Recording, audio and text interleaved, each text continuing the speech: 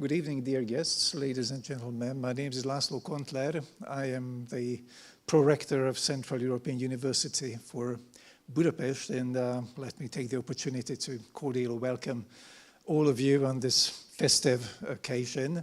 It is a festive occasion because we have various anniversaries. There's a 20th and there's a 10th anniversary as well. I'll tell you later about that. And as all anniversaries, this one is also an occasion for stock taking, maybe even a little bit bittersweet because of the venue where we are. It is a reminder that the process that we are celebrating may have its less than shiny sides. After all, this is a university campus without students currently, and the reason is legislation by the government of a European Union country, which was entering the European Union exactly 20 years ago. So perhaps this is also an occasion for taking stock and assess where the process is and what the hurdles may be.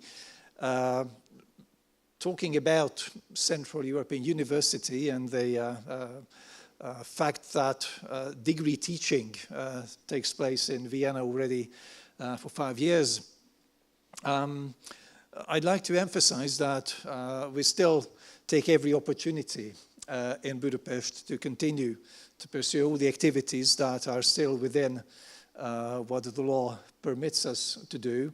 And that extends basically to all the activities we have been doing for 25 years in the city, apart from the core activity of a university, which is teaching students.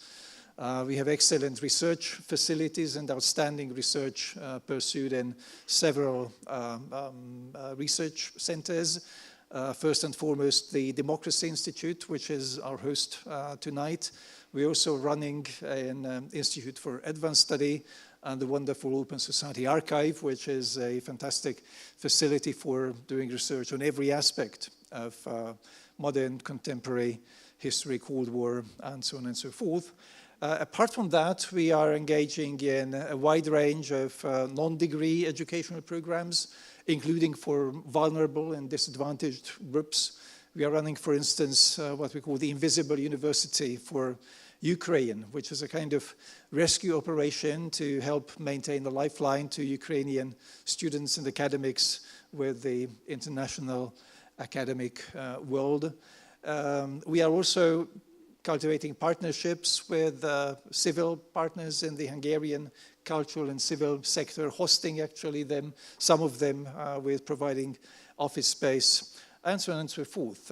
And we are hosting events like the one today, and indeed we are very grateful for all partners that help us sustaining a vibrant life among these beautiful walls, which actually we also have to thank to an Irish architect couple.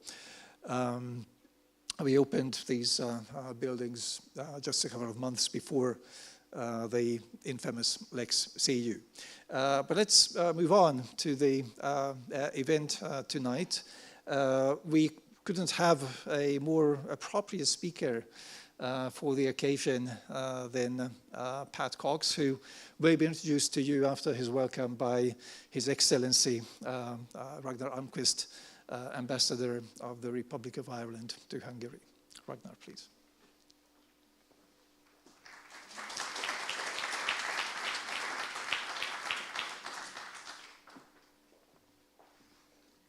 Köszönöm, László. Nemegir este nemi esho nélkül. Wouldn't be an Irish evening without a little rain, so thank you for all for joining and braving it. The beauty of the world hath made me sad, begins The Wayfarer, a poem by Patrick Pearse, one of Ireland's Easter Rising leaders of 1916. And it's a line that echoes with me sometimes as I walk this stunning campus, designed, as you mentioned, by two of Ireland's finest architects, Sheila O'Donnell and John Toomey. The space always fills me with a very intense and deep pride, but it saddens me, as I know it does many here, that these halls don't throng daily with the clatter of 1,000 sneakers, the rustle of rucksacks, even the click of all those iPhones. to think of all those brilliant young Europeans for whom this space was designed and built. I was never brilliant. Older now than our Prime Minister, I can no longer call myself young. But as an Irishman and a Swede, I will always be proudly European. And I'm consoled by the fact that under Laszlo and his colleagues, CEU Budapest remains a centre for scholarship and a forum within this very special city to debate democracy and why it remains so vital. Before moving here last autumn with my family, I served in Washington, D.C., where I once had the privilege of sitting with the late Congressman John Lewis, whose final wisdom after a lifetime of activism was to stress that democracy is not a state, it is an act. Baratheim, in his own way, our speaker this evening exemplifies the great Congressman's credo. Over 40 years across this wide continent, Pat Cox has been a relentless, active champion of liberal democracy. A journalist and academic who was first elected to the European Parliament in the year the people of Berlin tore down the wall. He served 3 terms in Strasbourg, leading the Liberal group from 1998 to 2001, the first Irish citizen to chair a group in the Parliament. In 2002, he was elected President of the Parliament, and in that post oversaw the Big Bang, or Great Enlargement, culminating 2 decades ago in Dublin in the Day of the Welcomes. Pat stepped down from the European Parliament in 2004, but he never stepped back from fighting for European democracy, serving across organisations too numerous to mention, from European Movement Ireland to the Jean Monnet Foundation, and driving, in particular, deeper EU engagement with Ukraine and its parliament, from which he has just returned. On this, the 10th anniversary of CEU's Irish Speaker Series, as we mark 2 decades since Hungary's EU accession, we're honoured that he could join us to share his thoughts on those halcyon days, the path our union has travelled since, and the road ahead, rocky as it may be. We're privileged too to have such a distinguished panel to join Pat following his lecture. And here of all places, they need little introduction. But as Hungary's ambassador to the EU through the final years of accession, and as its first commissioner, as well as former foreign minister, Péter Balázs's reflections on 2004 will be especially fascinating. Zsuzsa Zelenyi served in Strasbourg herself at that time, at the Council of Europe, which I always make the point of highlighting, is the older, bigger cousin of the European Union, from whom its flag and anthem indeed were appropriated. As a founding member of Fidesz, Zsuzsa, and later a leading Liberal member of the Assembly, and now as director of the Democracy Institute Leadership Academy, her insights into Hungarian and European politics are deeply unique. Finally, a former member of our embassy parish, Zoltán Raunsberg. Until last summer, Zali was part of our small team, as I always say, Kicsia Borsh de Eros. Now a senior analyst with Republican, but always an honorary Irishman. Very shortly, Pat will take this podium, but let me return briefly to where I first began, with poetry. And having opened, after Ode to Joy, with a melancholy line, let me close with a celebratory one. It seems to me at times that every second street in Budapest is named after a poet. And my native Dublin is also a writer's city, where literature is really a part of life. So perhaps it was no surprise, when considering how to mark the Day of the Welcomes 2 decades ago, that Ireland turned to a poet, our Nobel laureate Seamus Heaney, one of our most gifted writers and absolutely kindest men. He penned Beacons at Bealtaine for the occasion. Its title derives from the Celtic calendar, once common across our continent. In Gaelic lore, Bealtaine, or May Day, saw the arrival of the first settlers on our island, the Tuatha De Danann, children of the goddess Danu, who lent her name to Budapest's great river. And the poem was first read in the Phoenix Park, whose name derives from the Irish Fionishke, meaning clear water. And as you'll hear, there are many plays on that. And where I suspect, although Pat, you might confirm, Europe's leaders gathering to celebrate that day may also have raised a glass or two of Ishkabaha, literally life water, better known as whiskey. We'll save the life water for the reception after the programme, but I'm proud now to present something just as vital. To mark this anniversary, we commissioned young poets across the states we welcomed that day to render Beacons at Bealtaine in their native tongues. And yesterday we published their outstanding texts, including the mellifluous Maushi Magliac, whose author, Danny, is here with us this evening. and with them a short film affirming what Heaney termed the gift of tongues, reminding us at a time when I'm afraid we all need reminding that to foreign ears we are all Barbaroi, but recalling too the bright beacons that flared on that marvellous May Day 2 decades ago in Dublin, as together we welcomed newcomers from Middle Sea to North Sea and celebrated Hungary's homecoming. Cousin Machorda, Gramag of Baratame, enjoy the film, Pat's lecture, and the conversation to follow.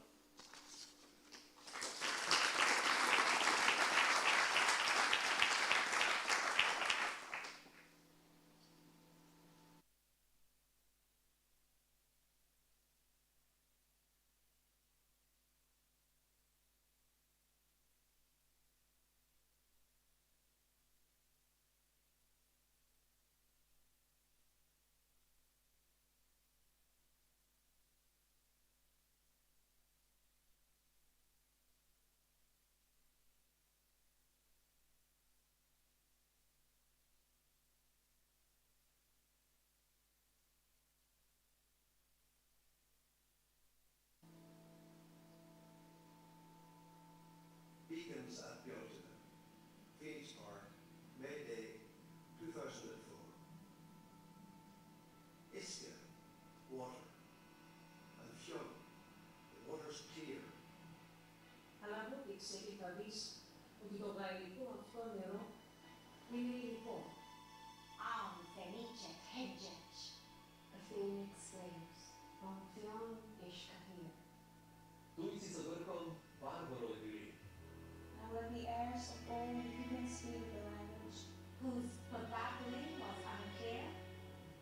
Over a face of Mars, the actual. Come with a gift of thanks. Pass each frontier. And find the answering voices that they seek. Tatian Pedisca, Senesuta. Commemorated youths were forming. Far and near, the gift of Sugarshan. When our land's first butchers reached boats in the creek, whose Ishka, Finn, Clips drop. Imadashi Chara. we are as it led Kazakh. Strange words that soon grew clear. Soon a day the newcomers appear. That was a lucid vision of certain woman. Let it be a homecoming.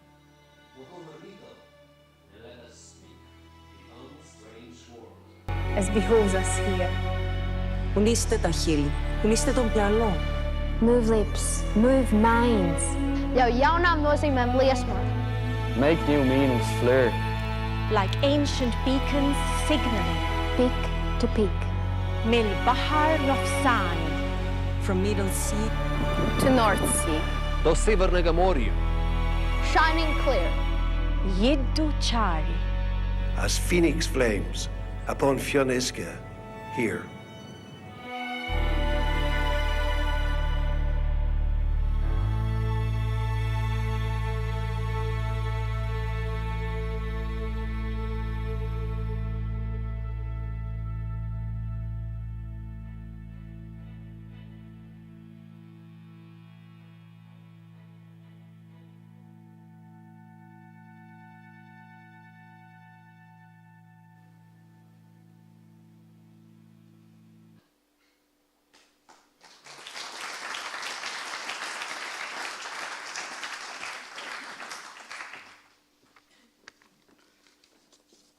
Distinguished guests and dear friends, it is a really great pleasure for me to be here today with you in Budapest and here in the Central European University. My last visit to this beautiful city was in 2017. Peter Balázs gave me a full tour of the building, then filled with all of the buzz of student life. And that's when the Lex CEU looked like it was coming. And so, even if it made no difference, it mattered to me to engage at least in an expression of personal solidarity, as I do again today. It's wonderful to be back here. I want to thank His Excellency Ragnar Almqvist, the Irish ambassador to Hungary, for his invitation and for introducing the poem of Seamus Heaney. He remarked about the role of literature in Irish life. It suffuses our sense of self and who we are. And when the poet died, it happened to be a weekend, it was unexpected. And one of our major Gaelic games we play in Ireland but they're not played elsewhere, was taking place in Croke Park in Dublin, filled with 82,000 people. And for 5 minutes, they applauded the dead poet. So I feel, I feel quite emotional about this, that what was expressed by this man on our behalf on that day had for us a profound meaning. A homecoming, a reunification of a family. To use the words of the late John Paul II, it was a day when Europe could breathe on its two lungs, East and West. And it was then, and still for me, is a day of enormous symbolism and of great hope. As President of the European Parliament at that time, and for the preceding years when I was President of a group and member of the Parliament, I would say the great obsession of my years in Parliament was the successful achievement of the Big Bang enlargement. This is a very technical process, as Peter Ballish knows only too well. My job was not involved with the bureaucracy, but with parliamentarians. And speaking to parliamentarians about taking their ownership of change is really important. We spent a lot of time doing it in the European Parliament. I spent a lot of time doing it. And in retrospect, I think we didn't do half enough of it when we see some of the things that emerged in terms of political response later on. Heaney talked about moving lips, moving minds, and making new meanings flare. And I think the enlargement offered that to the whole continent of Europe.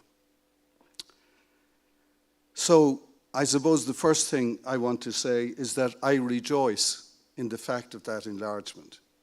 I rejoice in the fact of every enlargement of the European Union. Every enlargement of the European Union has delivered to every people who made a sovereign choice to associate. And every enlargement of the European Union has made the Union stronger because we are stronger together. In my own country, when we joined 51 years ago, we were the poorest state/region of the then European Economic Community. And today, in terms of income per head, there's much more to measure in life than income per head, but it's a quick pulse. We are the second richest state of the European Union. And for the 10 states that joined 20 years ago, with an average income per head across this region of less than 50% of the EU average, today that is more than 75%, and for an average which itself was growing through that 20-year period. This is an extraordinary and powerful transition. It's brought about lower unemployment, it's brought about a higher standard of living, it's brought about a better quality of life. If you look at health and education data, they speak to this. I don't need to speak to it. The data speaks. It brought in, of course, huge opportunity in terms of foreign direct investment. And in enlargement, I think the one state that in all of those years chose to step back was the United Kingdom with Brexit. And the point I want to make about that one state, I regret that the United Kingdom made the choice, but it underlines for me one powerful truth. Ours is a union built on the free will of free and sovereign peoples. You are free to join. And even if I think it's unhappy, the UK establishes beyond any doubt, you're also free to leave. What a powerful contrast to Putin's neo-imperialism in Europe today, where his concept of Slavic brotherhood with Ukraine is being expressed from the barrel of a gun or from the explosions of ballistic missiles or deathly drones that come in the night to destroy infrastructure and kill people. And so to me, this vision of Europe, of free and sovereign peoples coming together, is a powerful, decent and good thing. And I regard this process of enlargement over time as so successful as to convince me, with all the issues and challenges we face, that we need to continue doing this. And for those who now aspire to their European self-expression, in the Western Balkans, in Ukraine, in Moldova, in Georgia, we need to have an open place. We need to have a moment when we can say to them, you too are welcome to this family. I suppose if I take that background, and I'll come later maybe to some remarks about Hungary, the one thing that I have found it difficult to explain to myself, I can intellectually rationalize, that I can do, but to really understand, I find it difficult how something that has been so powerfully positive can be so totally demonized by some political actors. Europe has not earned the demonization that is visited upon it. And the blaming Brussels process, which is soft target, easy populism, doesn't speak to the substance of what happened. The promise of Europe was opportunity and prosperity. The promise of NATO was security. And these promises, the prospectus that was offered, this has been delivered and continues to deliver, and in my view, should earn the right to be respected. I want to move on, if I could, quickly. I'm not going to, I have a text prepared, and if people want something more elaborate, I'm sure the ambassador and colleagues can arrange to get it to you. I want to talk about the fact that so much has changed in the 20 years. And we're on the threshold of new European Parliament elections, a new European Commission, a new 5-year mandate. And the world has changed very much in that 20 years. If I look back, I mean, global population is much bigger. We can tick that off because it carries with it all sorts of issues. Global warming, we know, continues to break records year after year with devastating consequences to do with the intensity and frequency of severe weather events. The bet on democratizing China and Russia inside the WTO was a good bet, but it didn't pay off. The Middle East is in an explosive state of degradation, the worst it's been in the 2-decade period under review by me today.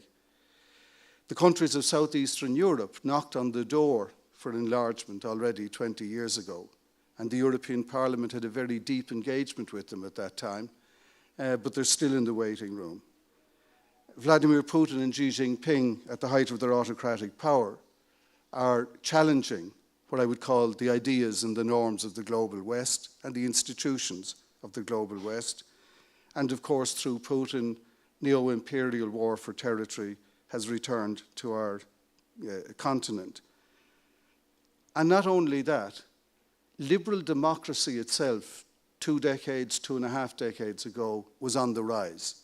More democracies, more opening up. Recent years, liberal democracy has been in recession. More autocracies and more illiberal democracies.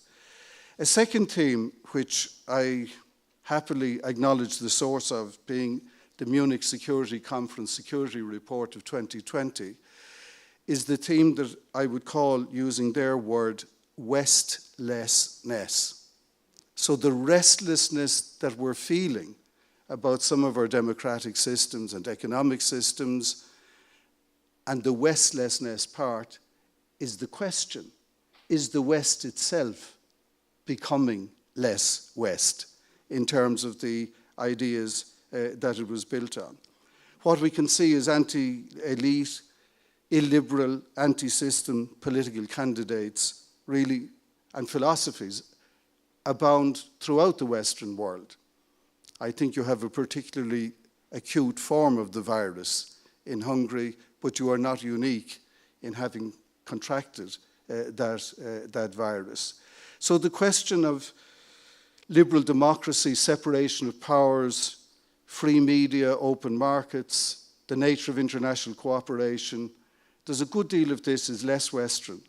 And I think the Westlessness hypothesis is well worth having a conversation about. A European Council on Foreign Relations study published earlier this year did a poll of polls on the coming European election. Now, the caveat, a poll is not an election, etc., so we have to wait and see. But it was pretty clear what it was indicating earlier in the year.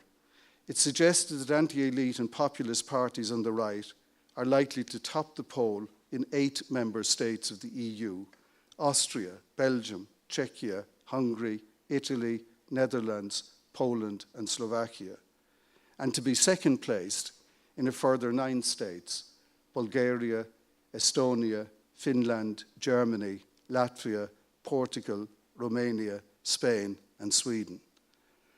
That's a pretty big list, and it constitutes, between those first and second place hypotheses, a majority of the member states of today's European Union.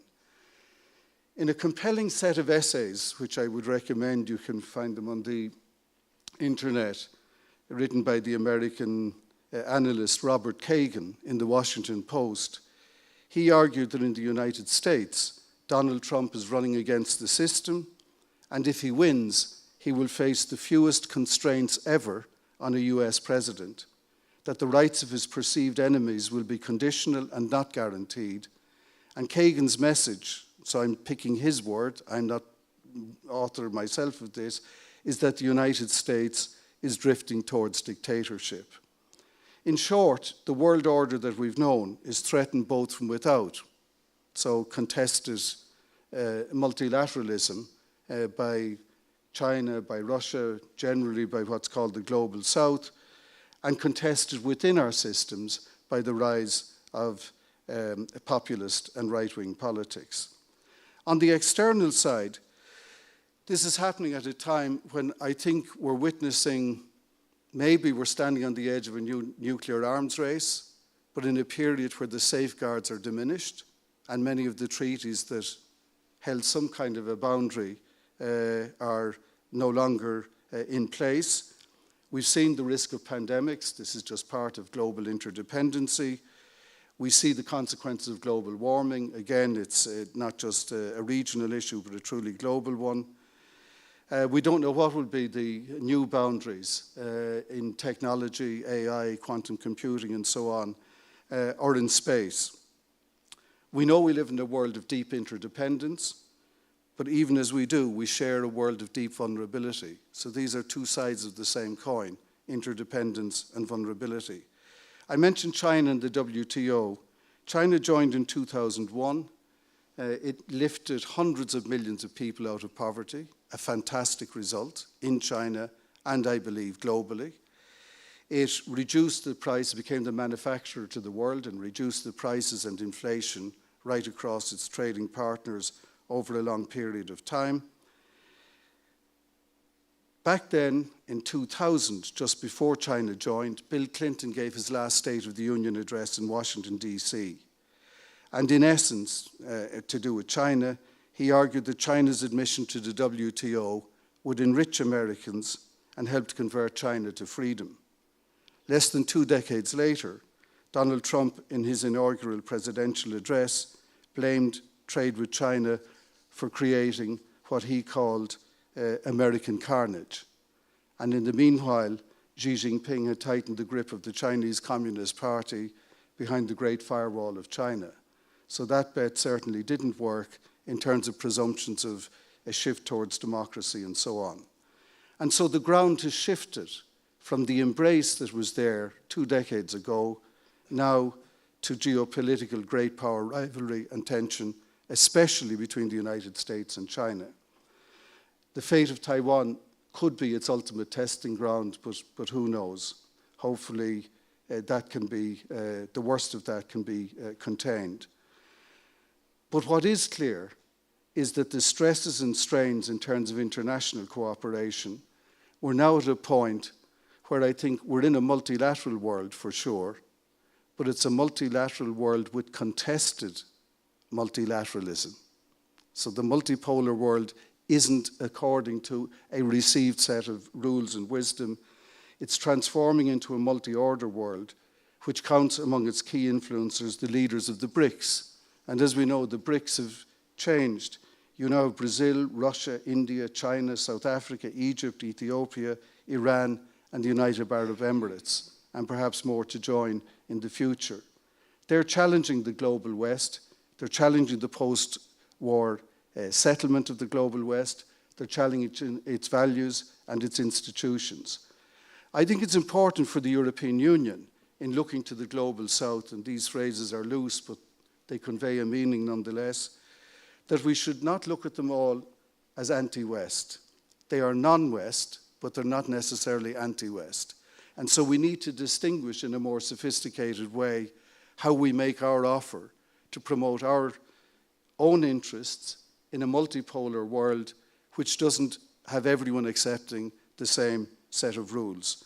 The Indian foreign minister in Munich this year remarked, and I quote, "Good partners provide choices and smart partners make choices."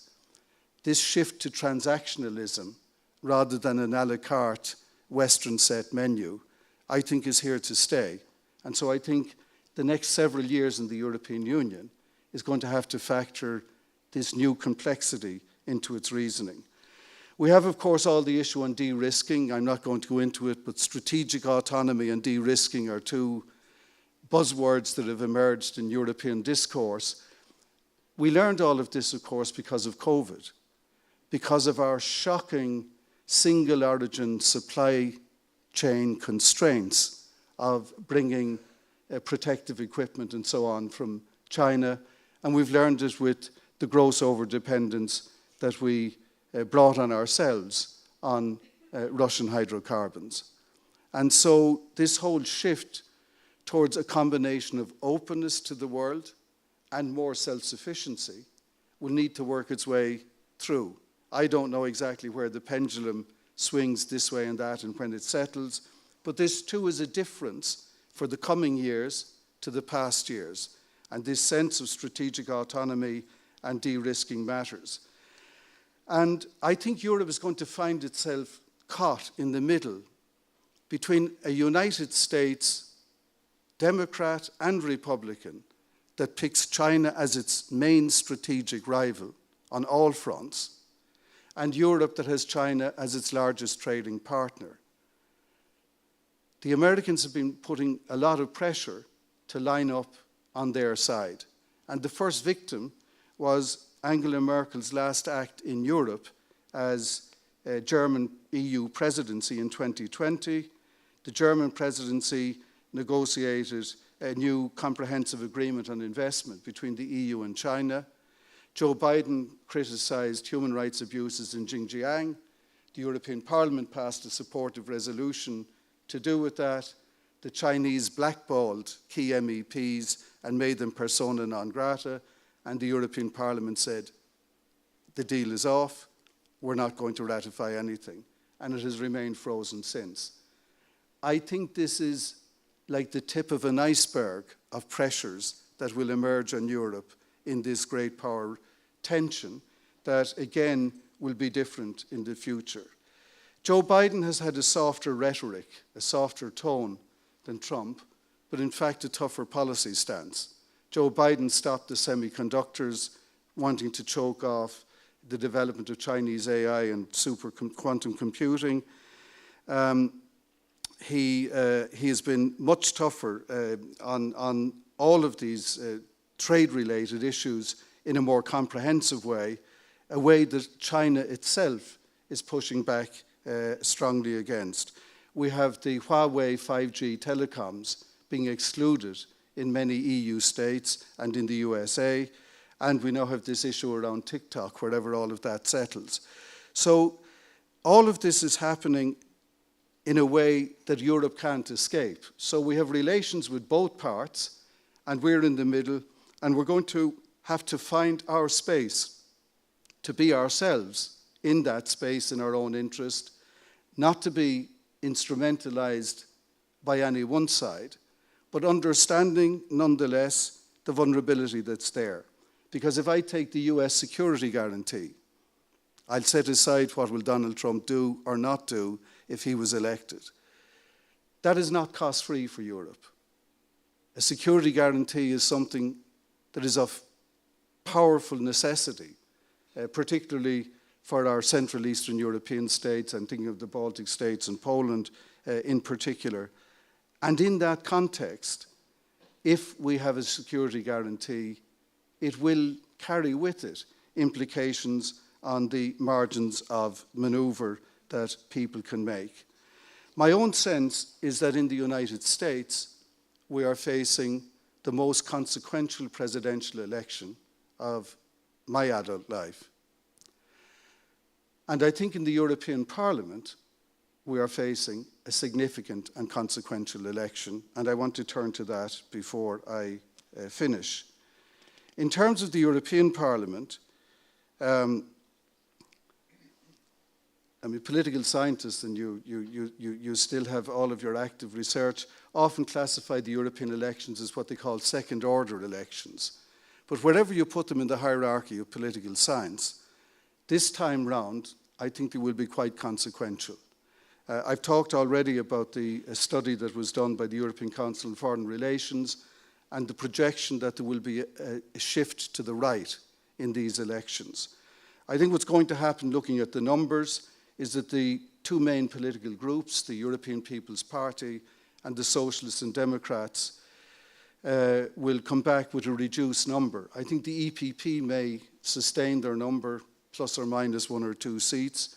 The Socialists will lose some seats. It won't be very dramatic.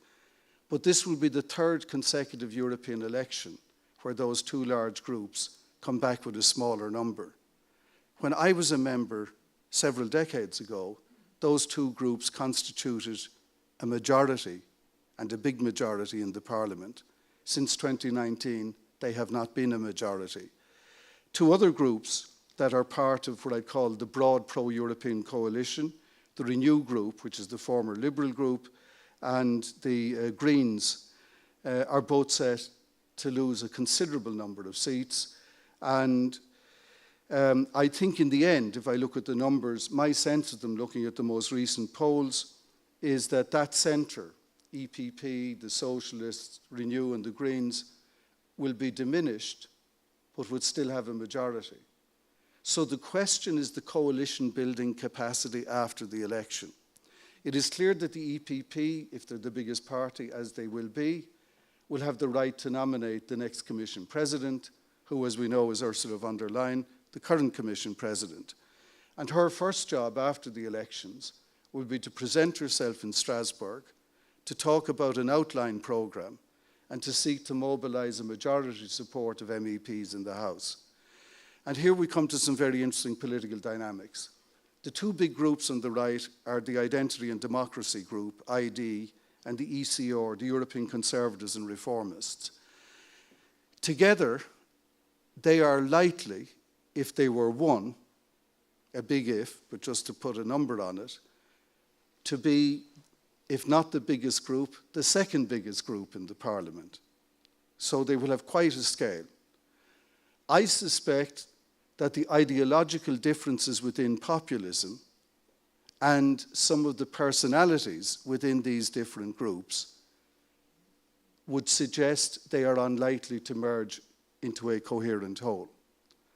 Moreover, for where people choose to go between those two groups, Fidesz, for example, has been homeless in terms of political groups by its own choice in order to avoid being expelled from the EPP some years ago.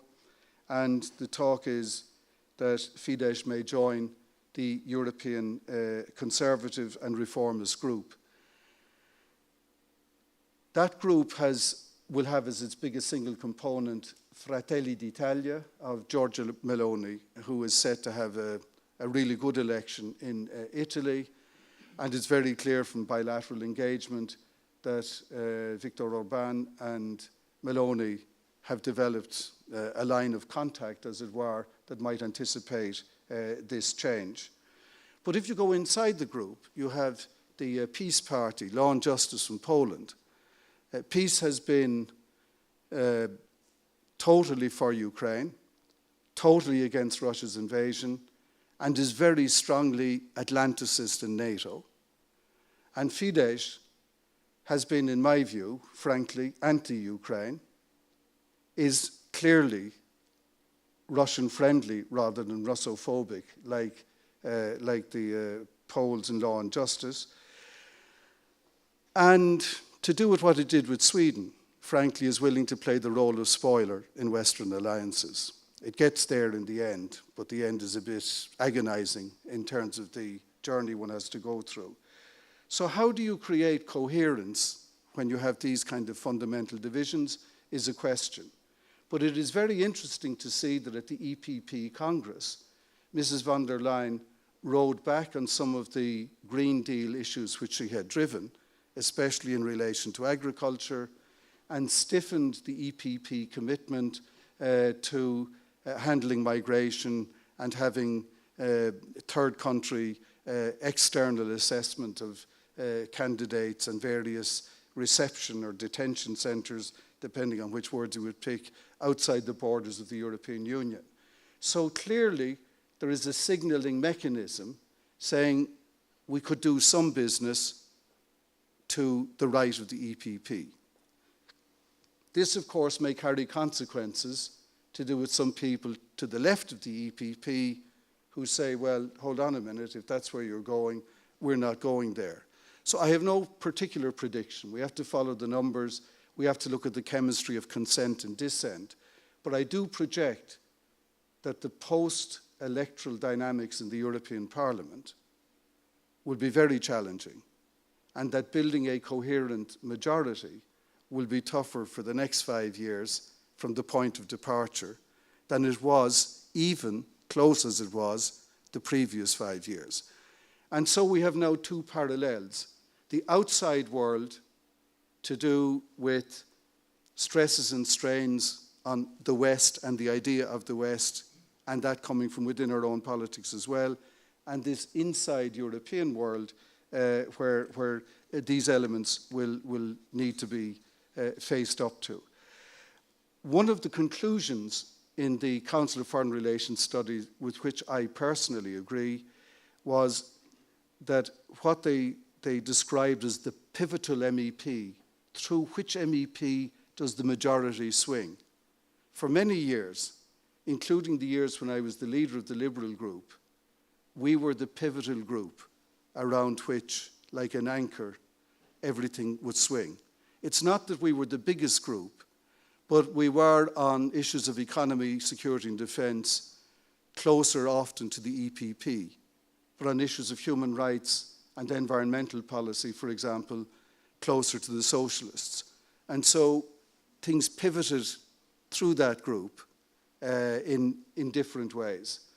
If the pivotal MEP is in the EPP, the pivoting will be to the left and to the right of the EPP. I think that is a valid conclusion of that study, even if some of their more exotic predictions, I think, may not hold. The last thing, of course, I should point out to you, that the European Parliament always was, since 1979, a parliament only and ever of minorities. No group in the European Parliament ever had a majority. And so coalition building is in its DNA. It's a necessity if it wants to act as an effective budget authority and co-legislator. And I think another distinction I would draw is that winning votes in the European election is not the same necessarily as winning power and influence, because that depends on the post-electoral deal-making.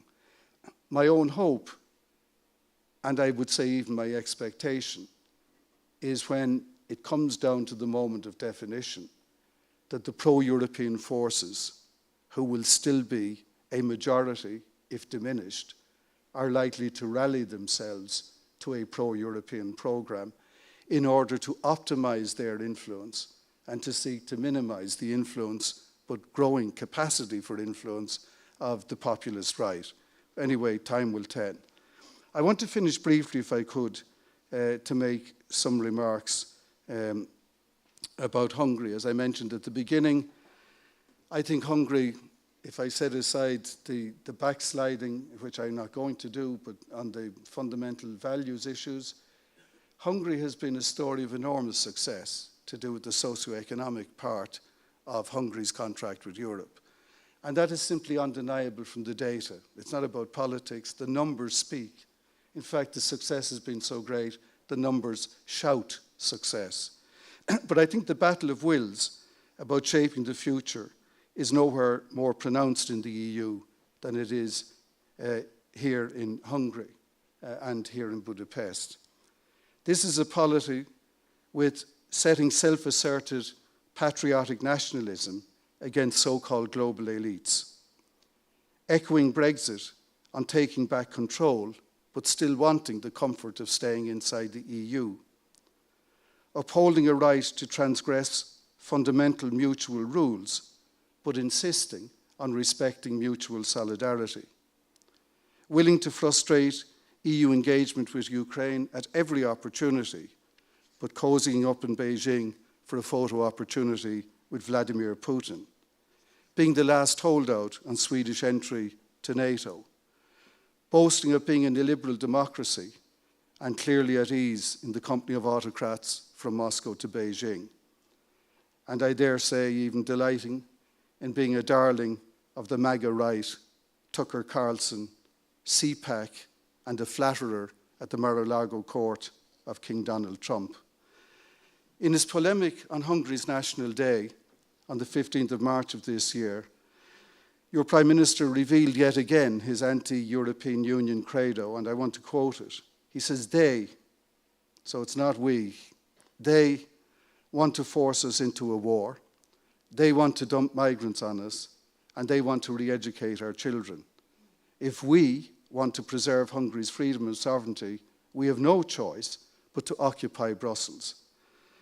A Washington Post article observed after this, and I want to quote, "The EU, which Hungary entered in 2004, is devoted to building societies in which pluralism, non-discrimination, tolerance, justice, solidarity, and equality between men and women prevail.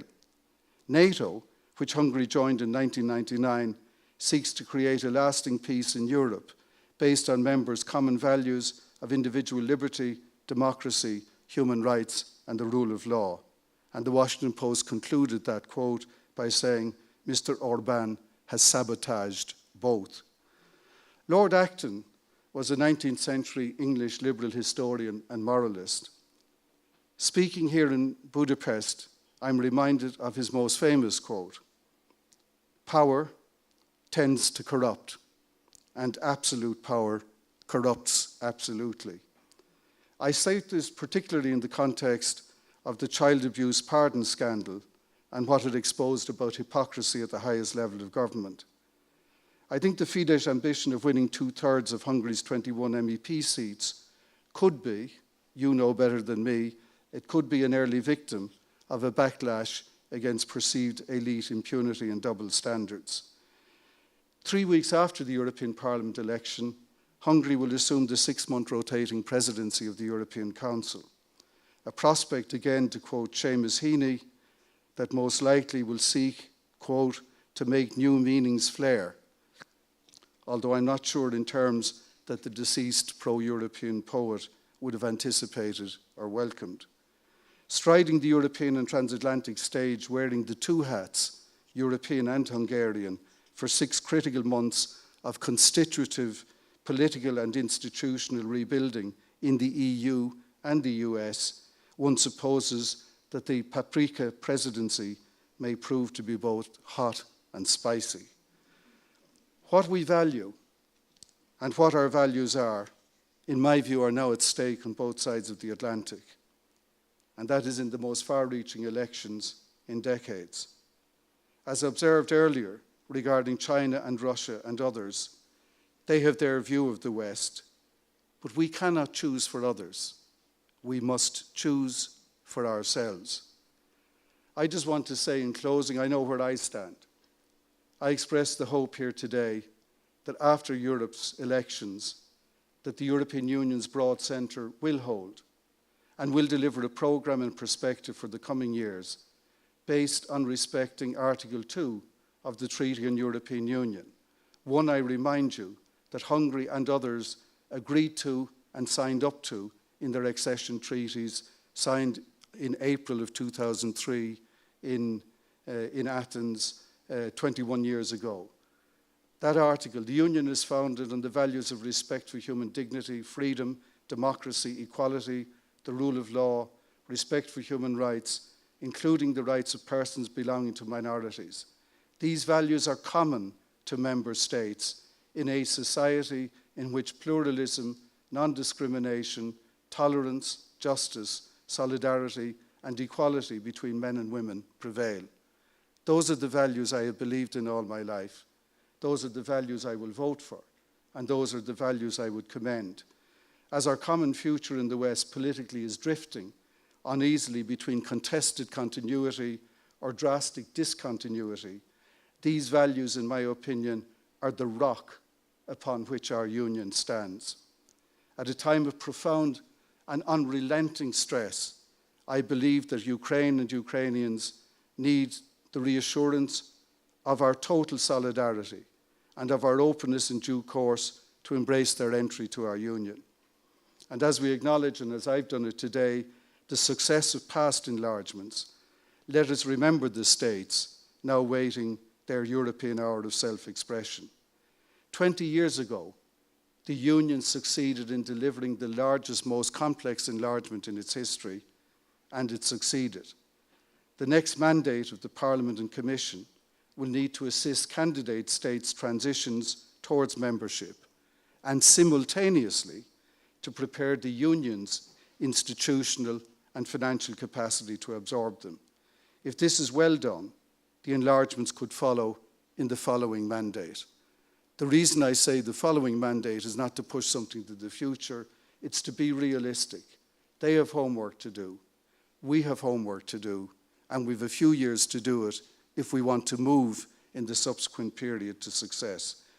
I'm going to paraphrase Robert Schumann's declaration in the end, which will be in most capital cities in Europe, marked and celebrated on the 9th of May. I haven't noticed, maybe, of course, I missed it in travel, any great celebrations on the 1st of May here to mark the 20th anniversary of the enlargement. And I suppose if Xi Jinping is in town, Robert Schuman may not be the flavour of the month on the 9th of May. But let me just say something which he said in the opening sentence of his declaration, which I believe holds true today, that if we want our union to sustain its resilience and success, we need, and I quote, to make creative efforts proportionate to the dangers which threaten us. Together we are stronger, and I hope we will remain that way. Thank you for your invitation, and thank you for your attention.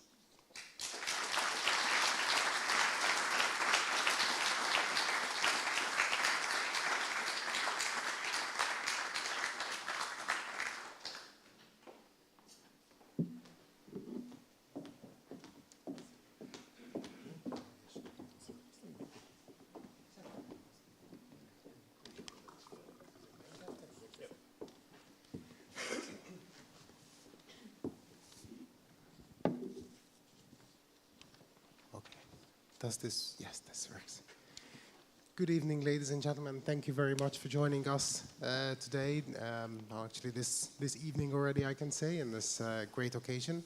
And I have to thank personally the Embassy of Ireland and CEU for having me here today, because it's such a great pleasure to, as a Hungarian, such a rare pleasure to experience a state celebration of the great accession wave of 2004. Even if that state does celebrate, it is not Hungary but Ireland. So actually, thank you for the opportunity to be part of such a great event.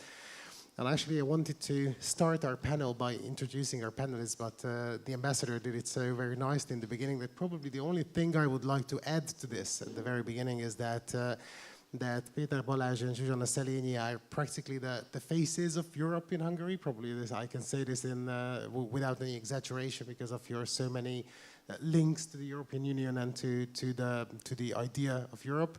And I assume, but I'm looking at Ragnar now, that Pat may have the similar respect in Ireland, and he's affirming me, so that's really good. And the only thing I'm starting our conversation with this evening is that Pat, in your wonderful speech, in the beginning of that, you started out by referring to the emotional side of the accession, like what a major event 2004 was, not only for the states that joined the EU, but also for the states and for the citizens of the states that were already members, or that had already been members of the EU by 2004. And I wanted to ask all of you, because you were all in different but very important positions, from from a panoramic view to what was happening in 2004, of your personal experience of this wave of accession in 2004. How much you were aware of the historic nature of the event that you were witnessing, and how it hit you that what you're living through is actually history. I'm really bad at making order, but whoever would like to speak first. I can start.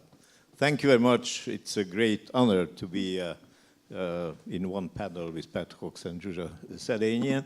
Thank you for your introduction. You asked some personal memories about the EU Enlargement Day, the biggest Enlargement Day.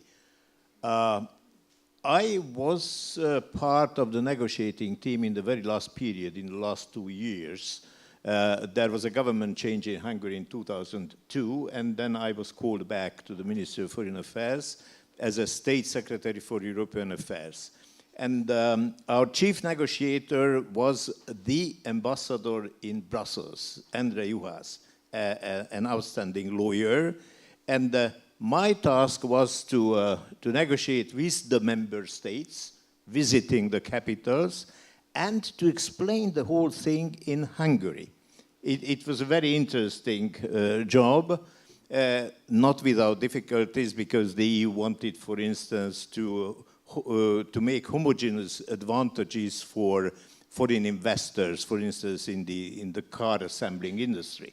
Each and every factory and company had different privileges coming from different Hungarian governments, and it was very difficult to put everything on a common denominator.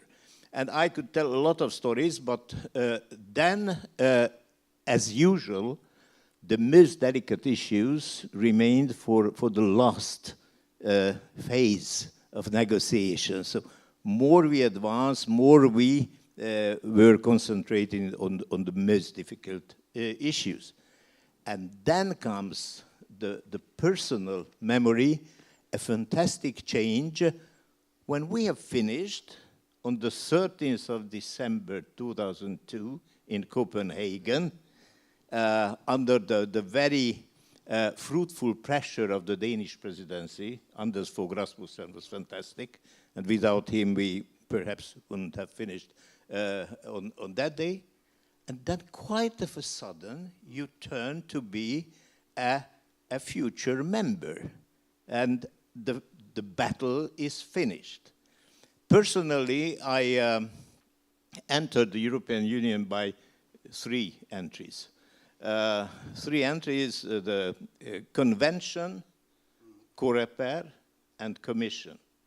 In a very short period, 2002 started the European Convention, drafting a would-be constitution, which failed after that, but it was a fantastic experience, and I used to be the government representative at that European Convention. Second, right after having signed the treaty, accession treaty, Hungary was entitled to take part in the parliament and in the council. And in the council, I was nominated the first permanent representative of Hungary to the European Union, which means weekly meetings of the permanent representatives. This is the COREPER, the Committee of Permanent Representatives, which is really a centerpiece of the council. Everything passes through the COREPER, which goes to the ministerial level, and the third was on the 1st of May I happened to be the first Hungarian commissioner. So I had an experience of the parliament, because the convention was meeting not only in the rooms of the parliament, but according to the rules of the parliament, the council and commission. It was a very big turn in our European and global position. Well, thank you very much for the question, and of course for the nice company. I just had my third child, and I had a 6 months old with me on the 1st of May. This is not something usually people say in such a public and such a stage, but this is it was definitely part of my life. However, I was not at home like many other Hungarian women with a newborn. I was at the Council of Europe, as Ambassador mentioned, and I have to mention 3 things which come to my mind. The first thing is that I don't think that Hungary, the Hungarian government then, really celebrated enough this big day. I think probably some people here, we went to the Europa Kiadó, it's a concert in the evening to one of the ships. So that was the kind of emotional element where there was actually a lot of people from the regime changers generation. So that was a kind of reminder that this was something we always wanted, joining the European Union. But somehow I just don't think that this was really pushed through the society and the people. I'm not sure whether the Irish people, all of them, were so emotional on that day, because in certain way this was a general and a social ambition, a societal ambition of many Hungarians to join to the EU. Basically one of the key aim of the transition. But because it was such a technical process, as Peter mentioned, I don't think that there was a given weight. There was a weight enough given to this big moment. And I think now we are suffering that we were not celebrating enough. The other thing is that I was at the Council of Europe back then. The Council of Europe is human rights, democracy, and rule of law organizations, not the European Union, which is and was and still more economy-based. Everyone was waiting for EU accession. We were in the Council of Europe since 1990. And I was really aware of how far we were to be completely ready in terms of democracy. But of course, there were Russia also part of the Council of Europe and the Caucasus countries, so compared to them, we really looked very ready to join. But I had a very nuanced understanding how complicated democratic transition was and how much we were still missing. Now, no one ever since was interested in the Council of Europe when we joined the European Union, because that was politically and economically much more important. Again, I believe now we are missing this momentum, because what we are really missing now is the democratic values that you quoted so nicely. And also because all those complications which, let's say, the Hungarian government is causing in the European debates, or for example, related to foreign policy, is only possible because the Hungarian government should never worry about, or at least until now, did not have to worry about losing the election. Therefore, it could be so unscrupulous and forward-looking, because the elections in Hungary are just not fair and free. So these things are very closely related, and I think that the fact that we are here today, 20 years after, and a lot of talk is happening how successful, and we probably will also talk about how successful the accession on the integration to the EU was. This element, somehow we never spend enough energy and time, and of course we are lacking this now.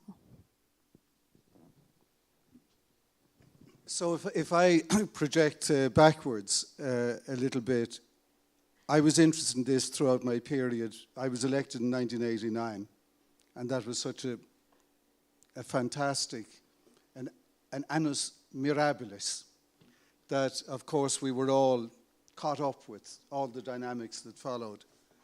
And the first thing for me was to discover Central and Eastern Europe. Because of the Iron Curtain, I regret, I tell the truth and I regret to have to tell it, you may as well have lived on Mars.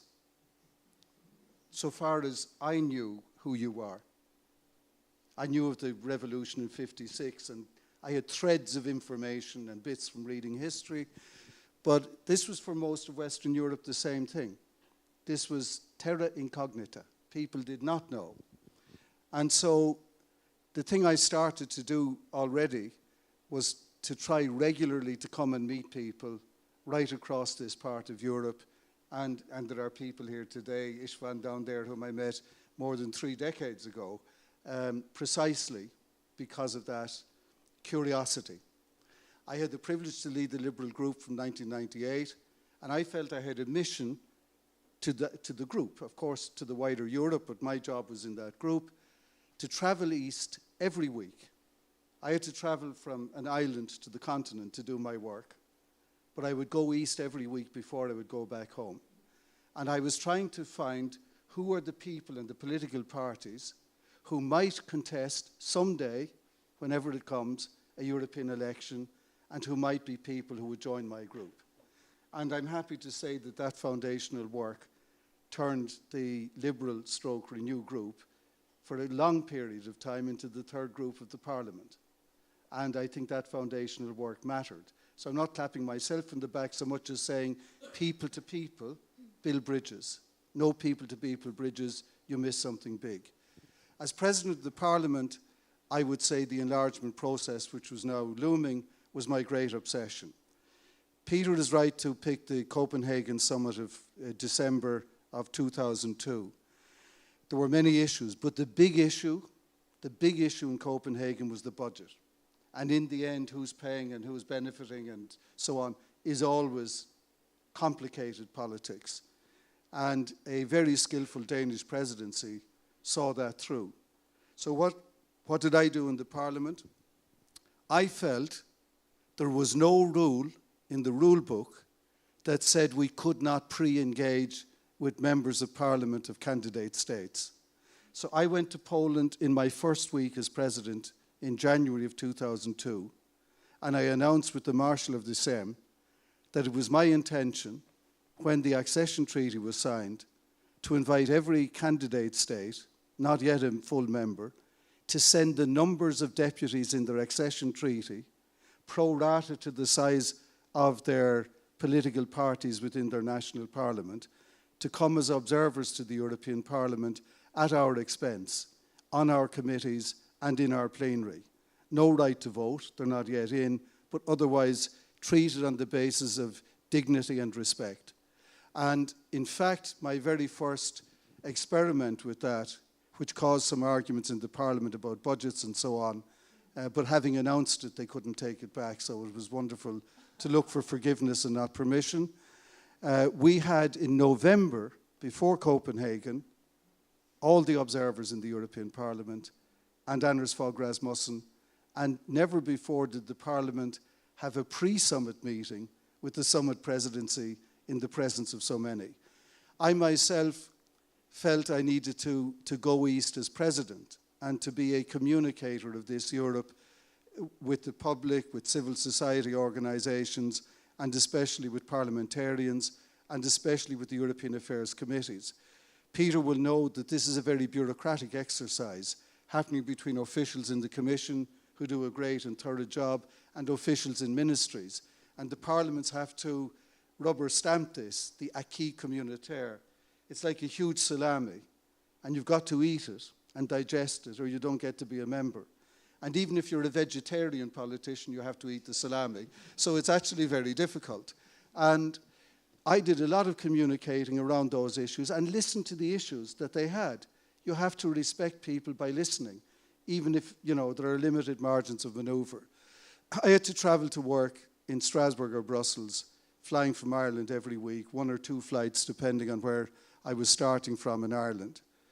But through my 2.5 years as president, I took an additional 430 commercial flights, never sparing myself. I did over 250 visits to Central Eastern Europe in the 2.5 years. We brought in those deputies. And then in my own country, and the ambassador will remember, we thought that the Nice Treaty was so good we voted twice.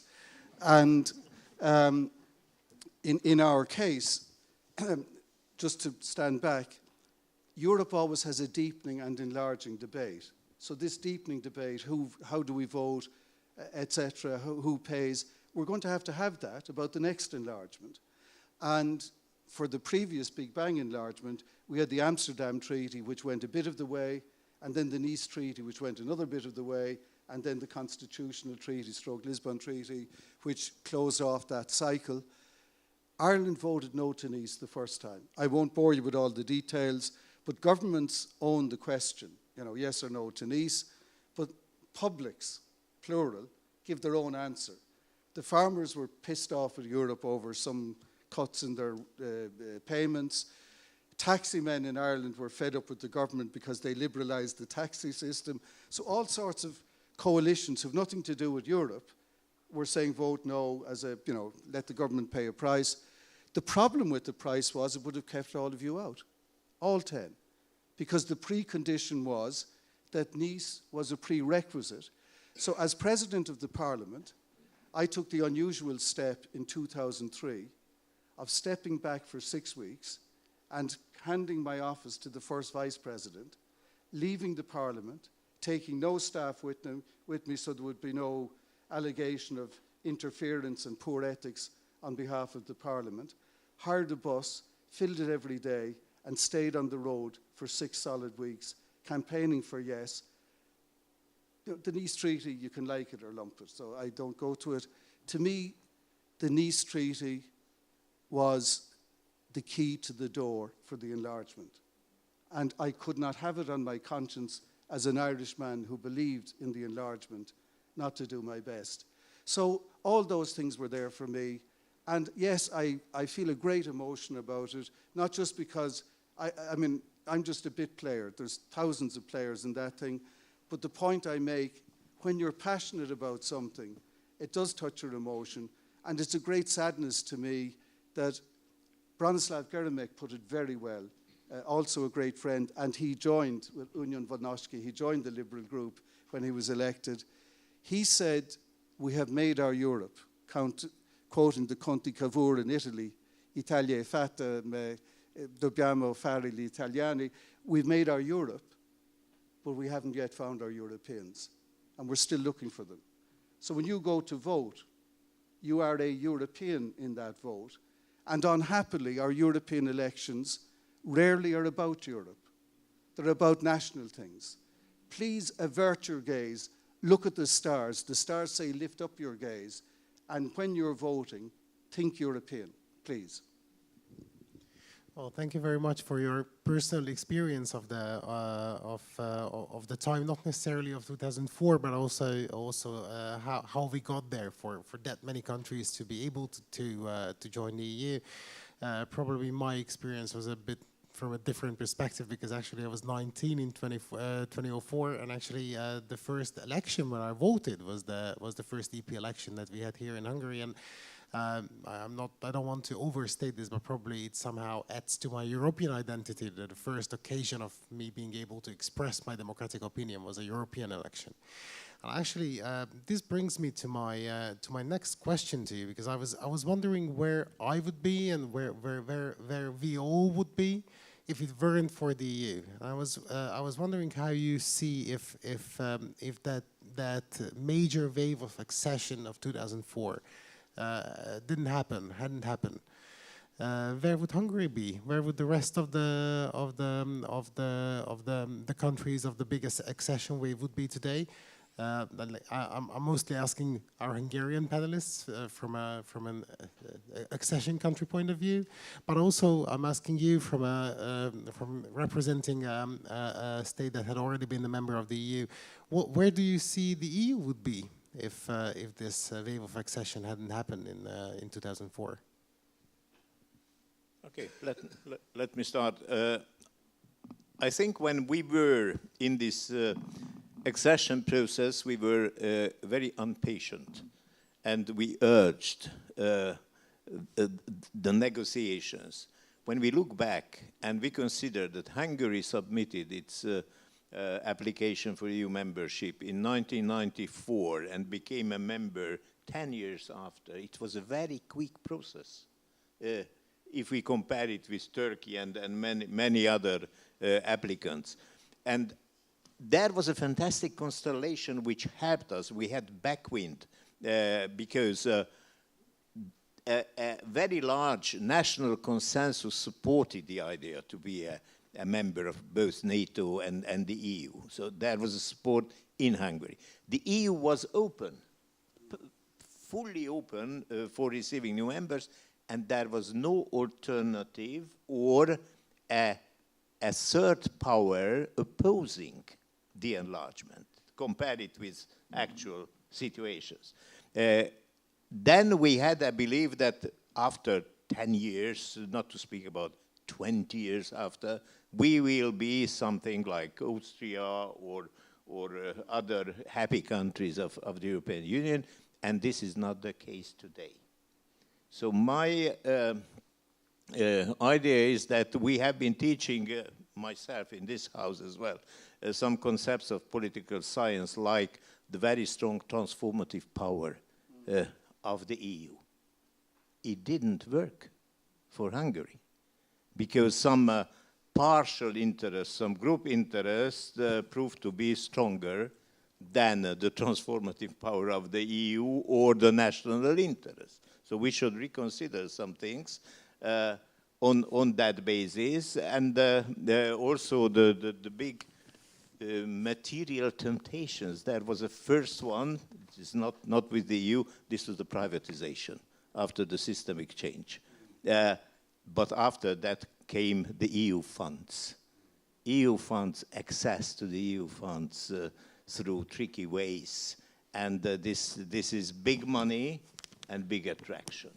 I was sitting on the other side of the table at the regional policy of the European Commission. And it's a very big responsibility when you see that there are 27 states getting their funds, and you are responsible for the good use of that money. You must trust what we call the ownership of the member states, that they really deal with the EU money as if they were real owners, and they are the owners. And now we have found another device. This is conditionality, which works. But we haven't arrived where we wanted to be after 20 years. And Jojo, what do you think? Where would we be if it hadn't been for the accession? Well, I'm not sure that the EU transformative power did not work in Hungary.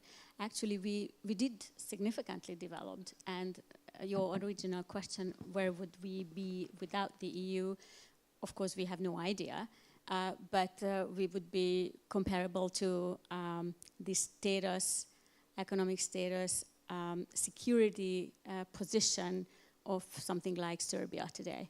So it's definitely, it's difficult to imagine what would be without the EU. So the question to me is how this transformative power did work, and I also talk more about the democratic power of Europe and the European culture. Probably this is better than just calling one institution by its name. Of course, from this perspective, we do not look very good in these days. But that's not the only thing. And of course, Hungary is, despite of this very bad status, is moving ahead. We know the numbers. It was quoted how much the Human Development Index in the Eastern European countries improved, how much our economic position has changed. We definitely got closer to the core of the EU, despite the fact we did not get Austria, which was probably a completely unrealistic idea. Austria is one of the richest country in the EU, so that's really a high target. We might never get there. So that kind of missed pointed goal for any Hungarian political force. So we actually did get very far. Hungary is, despite all the problems, is stable because actually the European Union could manage that none of the new members failed economically. And I think this is a huge improvement that was not evident at all in the 1990s. So the economic element doesn't look so good. The question whether how far we benefited and whether we used all those resources good enough, of course we didn't. And the biggest problem I see is that we spent all this money mainly for brick and road and not so much human development. And that is missing because we actually got a lot of money. And this money probably will never be as much enough. And Hungary, 14 years out of the 20 was under Viktor Orban's government. Was spent to build up a huge clientele, which is not necessarily bringing Hungary's or building Hungary's competitiveness, because that was not the selection criteria. So whether we could get out of the periphery status and got closer to the core, there are huge big questions.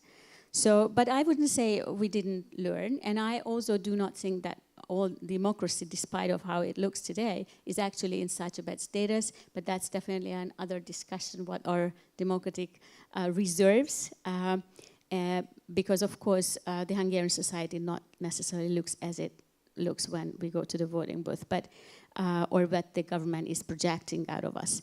So I think it's a super interesting question, and we definitely didn't go far enough. And whether we got more civilized, we definitely do not show our nicest face towards the world in these days. So I think your question, it's a counterfactual question, the what if scenario, which is speculative. I would make one observation. I think if the European Union hadn't seized the moment and the 10 states had not availed of the moment, that sometimes history doesn't knock twice on the same door. So there is some moment where the rule has to be carpe diem, that the circumstances are aligned and just go and do it. And I think that moment then was, of course, 2004.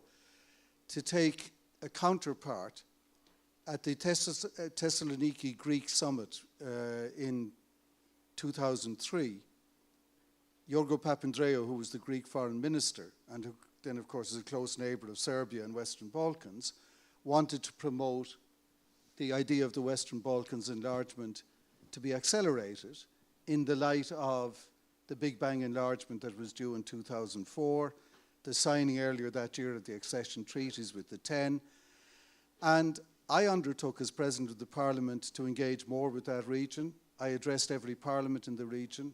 In fact, I addressed every parliament of every then, current and future candidate state of the Union, with the exception of Ukraine, Moldova and Georgia. And we brought parliamentarians to visit us from those states. We brought their parliamentary speakers as observers to COSEC, which is the meeting of parliamentary chairs throughout the European Union. We had 3 or 4 of their presidents address plenary sessions of Parliament, and then we dropped the ball. And after we dropped the ball, don't suppose that Russia and China were asleep at the wheel. And when we pick the ball up again, it's going to be heavier with the load of other things that came in the meanwhile, to assist development and buy insiderism.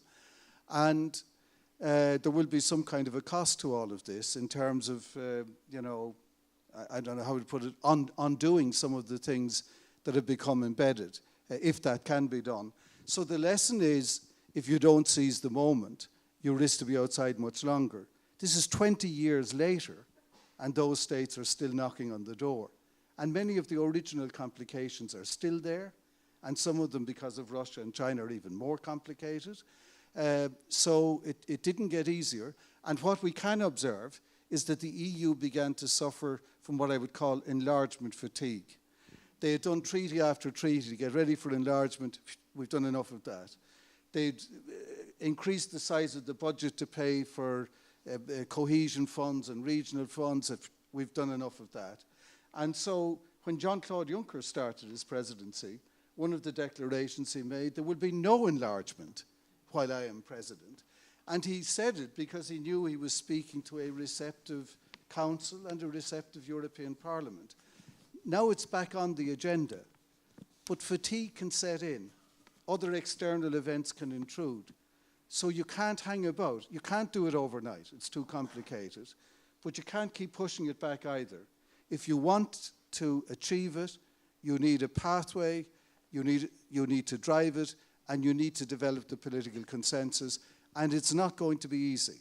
I can already see a lineup at Council where some existing member states are proxies for some candidate states they would like in, and proxies for some candidate states they would like out. And this is going to be quite a complication of potential, I might call it, hostage-taking. If you don't look after our lot, you will not get our vote when you need unanimity for the other lot. And I fear, I hope it doesn't happen, but I fear Ukraine could be one of the victims of that council-level hostage-taking, and they're paying too high a price in their blood today to have to put up with shit like that from anyone. Well, thank you very much. And actually, I have to say that my heart is bleeding because we have so little time for this conversation. I would love to talk to you about European issues for hours, and I think everybody would be interested in that. But as we started a couple of minutes later, probably I can allow myself just one closing question, and I'm asking you to answer quite shortly. But Pat, just what you said about the possible future of states of the Western Balkans or other potential future EU member states. This brings me to my last point and last question, because I think it's very important for the whole EU's future and for the futures of these countries as well, especially for, I guess, from my personal experience for the Western Balkans. I've spoken to so many people coming from Western Balkans countries who feel that they have been abandoned by the EU, that they got promises that the EU haven't kept towards them. They feel that they have done so much and they don't feel appreciated. So actually, my last question to you, and I'm really asking for some short answer to this, is what would your message be to those countries that are currently trying to become members of the member states of the EU? How they could become EU member states? Is there a realistic timeline for them? So what would your message be if you spoke to a citizen of any of those countries?